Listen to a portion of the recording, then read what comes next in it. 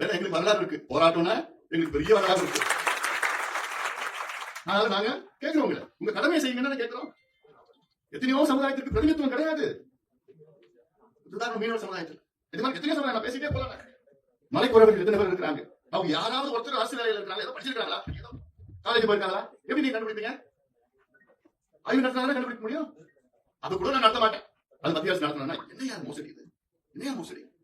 அது முதலமைச்சர் சட்டமன்றத்தில் பேசுறாரு. சரி, முதலமைச்சர் தெரியல வச்சுக்கீங்களா? ஐஏஎஸ் அதிகாரி கூட தெரியாது.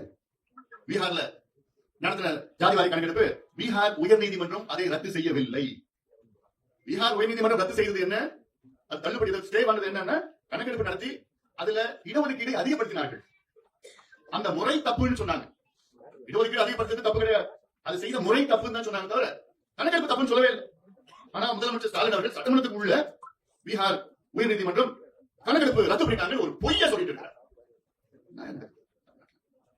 அப்படின்னா ஐஏஎஸ் அதிகாரியோட தெரியாது, அவங்களுக்கு குடும்பம் தெரியல, எங்களுக்கு உரிமை இல்ல உரிமை இல்ல உரிமை இல்ல கோயபல்ஸ் பிரச்சாரம், கோயபல்ஸ் தெரியல, ஒரு பொய்ய 10 முறை சொன்னா உண்மையா திருப்பி திருப்பி அடையவங்க அந்த குறையோட வேற பசங்க மேடைக்கு பேசணும் பேசிட்டு இருக்குது. சமூக நீதி எங்கள் உயிர் மூச்சு, நாங்க தான் இதெல்லாம் செய்வோம். என்ன செய்யும் பாரு சொன்னார்ல, இதுக்கு முன்பு இருந்த முதலமைச்சர் யாராவது ஏன் உங்களுடைய தந்தை கலைஞர் அவர்கள், ஆனா கலைஞர் இன்னைக்கு இருந்தா ஒரு நோய் யோசிக்க மாட்டார், கைது போட்டு அவர் தெரியும், அவருக்கு உள்ள சமூக நீதி உணர்வு அவருக்கு இருக்கு, இருக்கிறவர்கள் இல்ல. இதுக்கு முன்பு எடப்பாடி பழனிசாமி கேட்டோம் முதலமைச்சர், அவரும் எங்களுக்கு அதிகாரம் இல்லைன்னு யாரும் சொல்லலையே. ஜெயலலிதா அம்மையார் பார்த்தோம், அவங்களுக்கு அதிகாரம் இல்லைன்னு சொல்லலையே, நிச்சயமா செய்வோம் தானே சொன்னாங்க. அதுக்கு முன்பு கலைஞர் பார்த்தோம், அவங்களுக்கு அதிகாரம் இல்லைன்னு சொல்லலையே. அதுக்கு முன்பு எம்ஜிஆர் அவர்களை பார்த்தோம், அவருக்கு அதிகாரம் இல்லைன்னு சொல்லலையே. இவர் மட்டும்தான் இது அதிகாரம் இல்லைங்க. அப்ப என்ன பீகார் என்ன ஜப்பான்ல இருக்கா, சைனாவில் இருக்கா, தெலுங்கானா என்ன அமெரிக்காவில் இருக்கா? தானே இருக்குது.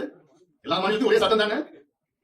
2008 இந்தியன் ஸ்டாட்டிஸ்டிக்கல் ஆக்ட் படி மத்திய அரசு கணக்கு நடத்தலாம், மாநில அரசு நடத்தலாம். உள்ளாட்சி பிரதிநிதிகள், உள்ளாட்சி பிரதிநிதிகள் யாரு? டிஸ்ட்ரிக்ட் சேர்மன் மட்டும் கிடையாது, ஒன்றிய சேர்மன் மட்டும் கிடையாது, பஞ்சாயத்து தலைவர் நடத்தலாம். பஞ்சாயத்து தலைவருக்கு அதிகாரம் இருக்குது, ஆனா நம்ம தமிழ்நாடு முதலமைச்சருக்கு அதிகாரம் இல்லையா? என்ன இன்னைக்கு பஞ்சாயத்து தலைவர் நினைச்சாங்கன்னா இந்தியன் ஸ்டாட்டிஸ்டிக்கல் ஆக்ட் 2008 படி பஞ்சாயத்துல எத்தனை வீடு இருக்கு, அந்த வீட்டுல எத்தனை கழிப்பறைகள் இருக்கு, அந்த வீடு கல்லு வீடா குடிசை வீடா, அந்த வீட்டுல இருக்கவங்க எத்தனை பேர் படிச்சிருக்காங்க, என்ன படிப்பு படிச்சிருக்காங்க, அரசு வேலைக்கு போயிருக்காங்களா, அவங்க பைக் வச்சிருக்காங்களா, இல்ல எவ்வளவு நிலம் எவ்வளவு வச்சிருக்காங்க, இதெல்லாம் கணக்கெடுக்கிறதுக்கு பஞ்சாயத்து தலைவருக்கு அதிகாரம் இருக்கிறது. ஆனா நம்ம முதலமைச்சர் தான் கிடையாது.